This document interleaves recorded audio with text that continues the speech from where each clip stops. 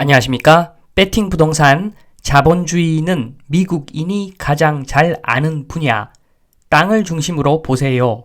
진행하도록 하겠습니다. 기사부터 보겠습니다. 매일경제 한국주택 보유 1위는 왕서방이다. 토지는 뜻밖에도 이 나라가 최다이다. 자료부터 보겠습니다. 기사에 나와 있는 자료인데 왼쪽이 외국인 토지 보유 현황, 오른쪽이 외국인 주택 보유 현황입니다. 왼쪽 토지 보유 현황부터 보면은 지금 전국 단위로 보면 많이 들고 있는 지역이 경기도, 전남, 경북, 강원, 제주 요 정도입니다. 특히나 면적 대비로 봤을 때는 제주도 땅을 많이 들고 있습니다. 특이한 점이죠.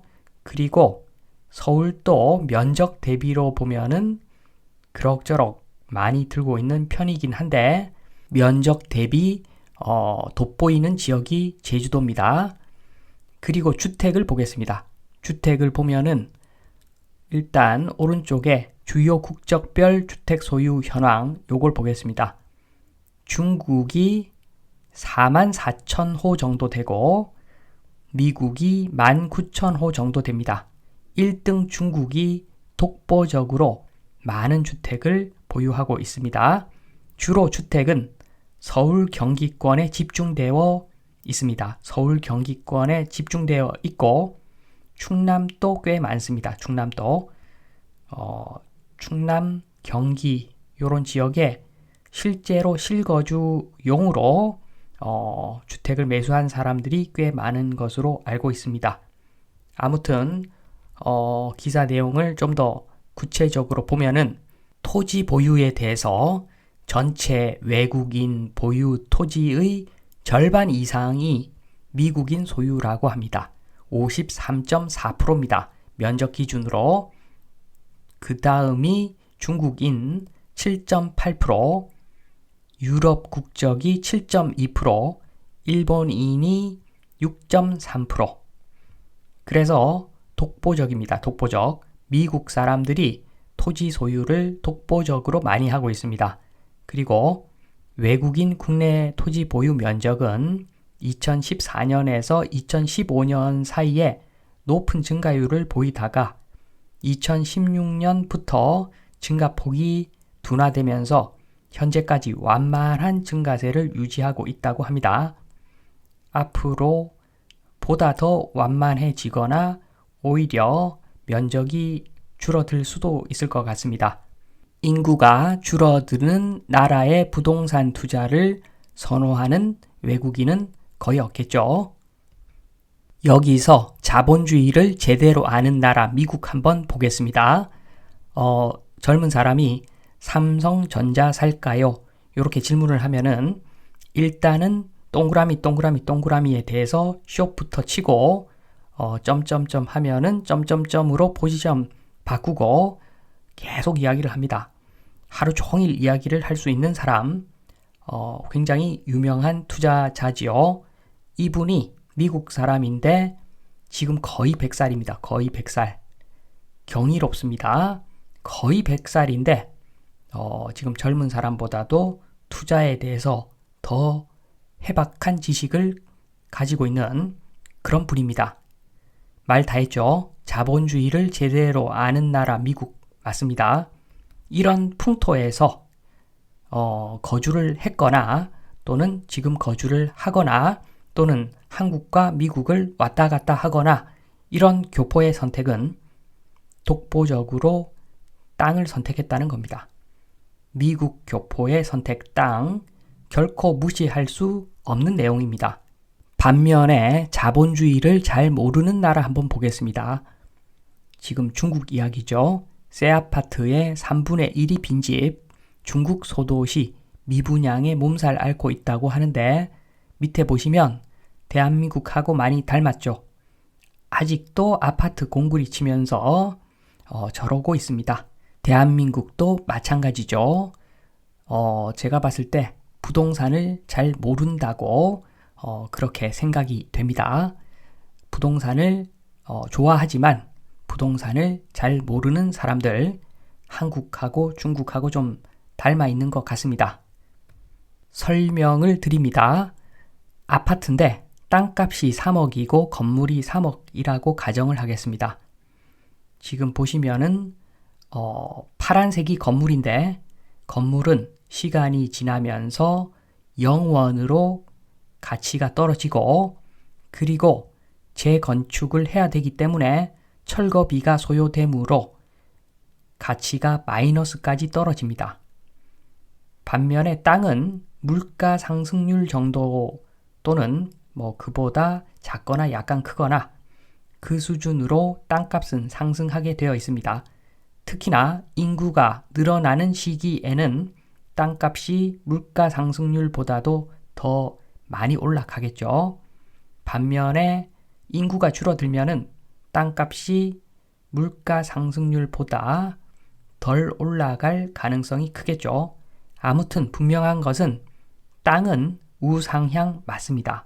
그래서 부동산 우상향이라고 하는 것인데 지금 땅값도 3억, 건물도 3억이기 때문에 건물 감가상각이 워낙 크게 이루어지기 때문에 시간이 지날수록 빨간색과 같은 가치 형성되는 그래프를 그립니다.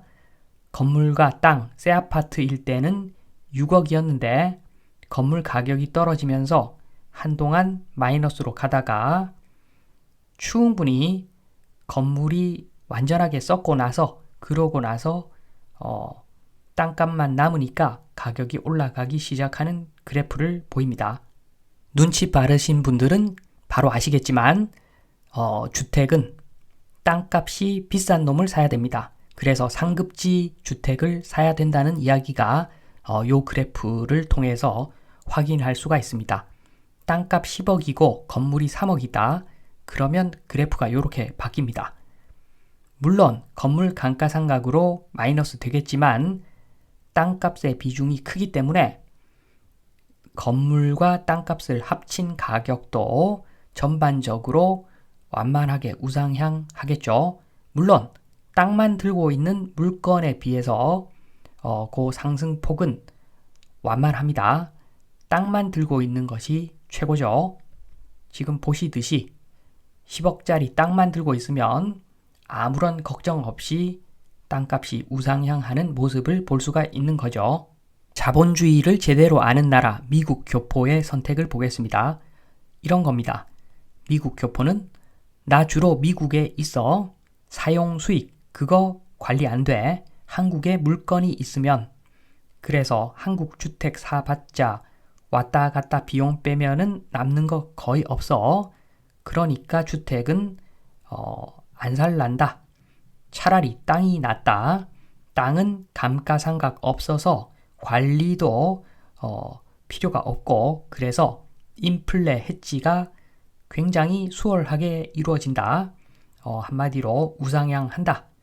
따라서 미국 교포의 선택은 독보적으로 땅을 많이 선택을 한 것이겠죠. 그리고 기사에 나온 왕서방 이야기도 좀 하겠습니다. 제가 중국에서 한국에 거의 정착한 사람들 이야기를 좀 들어보면은 중국 살다가 한국 왔는데 한국이 너무너무 살기가 좋답니다. 정말 비교할 수 없을 만큼 살기 좋고 자유롭고 좋다고 합니다. 그래서 이 사람들은 거의 한국 사람 같아 보입니다. 그리고 중국에 절대 돌아가지 않겠다고 이야기를 합니다. 계속 한국에서 거주할 거야 라고 이야기하는 사람들 생각보다 꽤 있습니다. 이런 분들은 실거주를 위해서 주택을 샀다고 보면 됩니다. 그러나 약간 어두운 점도 감지가 됩니다. 요것은 제가 확실하게 100% 팩트다 라고 이야기할 수는 없지만 상당히 높은 확률로 이렇게 추정이 됩니다. 오른쪽 내가 만약 권력이 있고 차명을 하고 싶다면 중국인으로 차명 빌려서 매수하는 것이 베스트일 것 같다. 근저당 잡아놓고 개인적으로 저는 굉장히 의심스럽습니다. 요거 얼마나 좋은 방법입니까? 국적이 중국이라서 중국 넘어가서 이제 안 돌아온다. 행방불명이다. 뭐 이런 식으로 이야기를 하더라도 깔끔하겠죠. 굉장히 의심스럽습니다. 두 가지 면이 상존하는, 공존하는 어떤 왕서방의 부동산 모습인데 어떻게 보면 외국인을 이용한 한국인이 있을 수 있다. 이런 생각이 듭니다. 다시 요 그래프 보겠습니다. 땅값 3억, 건물 3억, 아파트 그래프인데 요런 물건 자산 투자 관점에서는 절대 투자하면 안 되는 물건입니다. 그런데 이런 물건을 매수하면 안 되는가? 그건 아닙니다. 건물 있는 부동산 사도 되는 경우가 있죠. 그 경우는 두 가지입니다. 첫 번째는 내가 너무 좋아서 실거주 하고 싶을 때, 두 번째는 임대 수익률이 최소 5%가 나올 때, 그러면은 감가상각만큼 임대 수익률로 커버를 할 수 있는 어떤 그런 범위에 들어오기 때문에 임대 수익률이 최소 5%가 나온다. 그러면 건물 있는 부동산을 사도 됩니다. 그게 아니라 땅값 상승만 생각한다면 건물 있는 부동산을 사면은 굉장히 불리하다고 보시면 됩니다. 이 그래프만 제대로 이해해도 대한민국에 있는 웬만한 부동산 전문가라는 사람들 수준 정도는 된다. 그러니까 요 그림 잘 보시고 아파트는 웬만하면 사지 말라는 말씀을 또 드리면서 이만 마치도록 하겠습니다. 감사합니다.